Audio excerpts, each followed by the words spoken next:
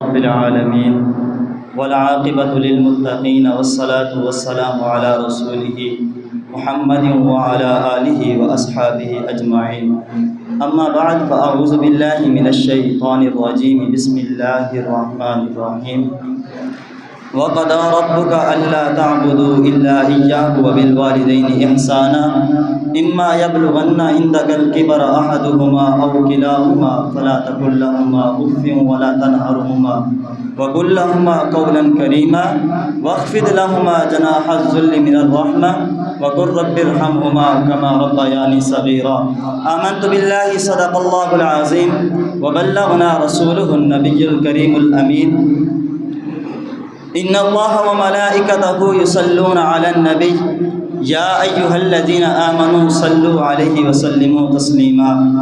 سبھی احباب ایک مرتبہ بآواز بلند نبی علیہ الصلوۃ والسلام کی بارگاہ میں درود پاک کا نذرانہ پیش کریے گا.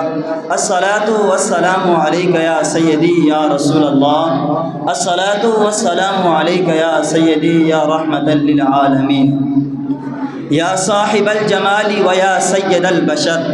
یا صاحب الجمال ویا سید البشر من وجهك المنیر لقد نبر القمر لا يمكن الثناء كما كان حقه بعد از خدا بزرگ تو ہی. قصہ ہے مختصر. خشک و شاخوں کو وہ تازہ گلاب دیتے ہیں. خشک و شاخوں کو وہ تازہ گلاب دیتے ہیں.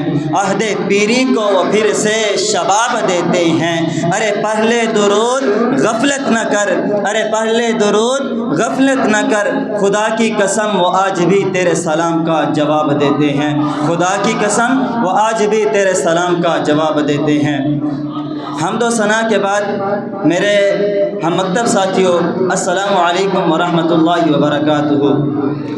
آج اس بندہ نچیز کو اس مختصر سے وقت میں جس موضوع پر لب کشائی کرنے کا موقع ملا ہے وہ ہے والدین کے ساتھ حسن سلوک. اللہ تبارک و تعالی قرآن مجید فرقان الحمید کے اندر ارشاد فرماتا ہے وَقَضَىٰ رَبُّكَ أَلَّا تَعْبُدُوا إِلَّا إِيَّاهُ وَبِالْوَالِدَيْنِ إِحْسَانًا. اور آپ کے رب نے حکم فرما دیا اس کے سوا کسی کی عبادت نہیں کرنی اور اپنے والدین کے ساتھ حسن سلوک کرو. اور اگر تیرے سامنے ان دونوں میں سے کوئی ایک یا دونوں بڑھاپے کی حالت میں پہنچ جائیں تو ان کو اف بھی مت کہنا اور ان کو جھڑکنا بھی مت اور ان کے سامنے تعظیم سے بات کرنا اور ان کے لیے نرم دلی سے عاجزی کے بازو بچھا اور عرض کر کے اے رب رحیم تو ان دونوں پر رحم فرما جیسا کہ ان دونوں نے مجھ پر بچپن میں پیار و محبت اور شفقت سے پالا. اللہ تبارک و تعالی قرآن مجید میں ارشاد فرماتا ہے وَقَضَىٰ رَبُّكَ. اور آپ کے رب نے فیصلہ فرما دیا کہ اِلَّا تَعْبُدُوا إِلَّا إِيَّاهُ، اس کے سوا کسی کی عبادت نہیں کرنی. آپ کی توجہ درکار رہے. اللہ تبارک و تعالی نے اپنی عبادت کے فوراً بعد یہ نہیں فرمایا کہ نماز ادا کرو، یہ نہیں فرمایا کہ روزے رکھو، یہ نہیں فرمایا کہ زکوٰۃ ادا کرو، یہ نہیں فرمایا کہ حج ادا کرو، بلکہ اللہ تبارک و تعالی نے یہ ارشاد فرمایا وَبِالْوَالِدَيْنِ إِحْسَانًا، اپنے والدین کے ساتھ حسن سلوک کرو.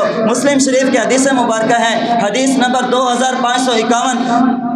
نبی علیہ الصلوۃ والسلام نے اس شخص کو بد نصیب قرار دیا جس نے اپنے والدین کو بڑھاپے کی حالت میں پایا اور جنت میں داخل نہ ہو سکا. حضرت ابو ہریرہ رضی اللہ تعالی عنہ بیان فرماتے ہیں کہ نبی علیہ الصلوۃ والسلام نے ارشاد فرمایا اس شخص کی ناک خاک میں ملے، اس شخص کی ناک خاک میں ملے، اس شخص کی ناک خاک میں ملے. آپ علیہ الصلوۃ والسلام نے 3 مرتبہ یہ ارشاد فرمایا. پوچھا گیا اے اللہ کے رسول صلی اللہ تعالی علیہ وسلم کس شخص کی ناک خاک میں ملے؟ نبی علیہ الصلوۃ والسلام نے ارشاد فرمایا اس شخص کی ناک خاک میں ملے جس نے والدین کو، جس نے اپنے ماں باپ میں سے کسی ایک کو یا دونوں کو بڑھاپے کی حالت میں پا کر بھی جنت میں داخل نہ ہو سکا، یعنی ان کی خدمت کر کے اور ان کی خدمت کر کے اور جنت کا حقدار نہ بن سکا. عزیزان گرامی، اللہ تبارک و تعالی نے والدین کے بڑھاپے کو ذکر فرمایا. اگر ان دونوں میں سے کوئی ایک یا دونوں بڑھاپے کی حالت کو پہنچ جائیں تو ان کو اف مت کہنا اور ان کو جھڑکنا بھی مت.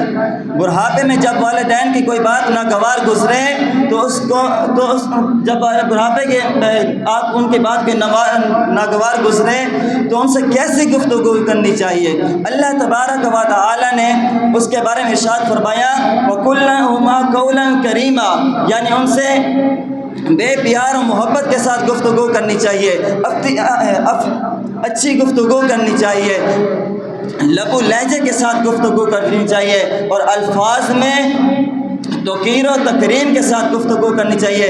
جناب والا اللہ تبارک و تعالی نے والدین کے بڑھاپے کو خاص طور پر اس لیے ذکر فرمایا کیونکہ والدین کے جوانی میں اولاد کو نہ تو اف کہنے کی ہمت ہوتی ہے اور نہ ہی جھڑکنے کی ہمت ہوتی ہے۔ جوانی میں بدتمیزی اور گستاخی کا اندیشہ بھی کم ہوتا ہے۔ جوانی میں بدتمیزی اور گستاخی کا اندیشہ بھی کم ہوتا ہے۔ جب والدین بڑھاپے میں چلے جاتے ہیں تو اولاد کے محتاج ہوتے ہیں، تو اس وقت اولاد کو چاہیے کہ والدین کا سہارا بنے، اور پھر جب عام طور پر ذوف کی وجہ سے جب مزاج میں چڑچڑاپن اور چنچلاہٹ پیدا ہوتی ہے تو اس وقت اولاد کے امتحان کا وقت ہوتا ہے کہ ان کی بات کو برداشت کر کے اس کے ساتھ حسن سلوک کا مظاہرہ کیا کرتے ہیں یا نہیں۔ تو اس پر حضرت عائشہ صدیقہ رضی اللہ تعالیٰ عنہ سے مروی ہے کہ نبی علیہ السلام نے بارگاہ میں تو نبی علیہ السلام کی اقدس میں ایک شخص آیا، اس کے ساتھ ایک برا آدمی بھی تھا۔ تو نبی علیہ السلام نے اس شخص سے پوچھا کہ برا آدمی کون ہے؟ تو جواب میں کہنے لگا یا رسول اللہ صلی اللہ علیہ وسلم، یہ میرا باپ ہے۔ تو آقا علیہ السلام نے فرمایا لا تمشی امامہ ولا تقعد قبلہ ولا تدعوہ باسمہ ولا تستقبلہ، ان کے سامنے مت چلنا، ان کے آگے مت چلنا، مجلس میں ان کے سامنے مت بیٹھنا، اور ان کا نام لے کر مت پکارنا، اور ان کو گالی مت دینا۔ تو لہٰذا ہمیں چاہیے کہ اپنے والدین کی خدمت کریں، اور اللہ تبارک و تعالیٰ کی بارگاہ میں دعا کرتا ہوں کہ اللہ تبارک و تعالیٰ ہمیں اس پر عمل کرنے اور والدین کو راضی رکھنے کی توفیق عطا فرمائے۔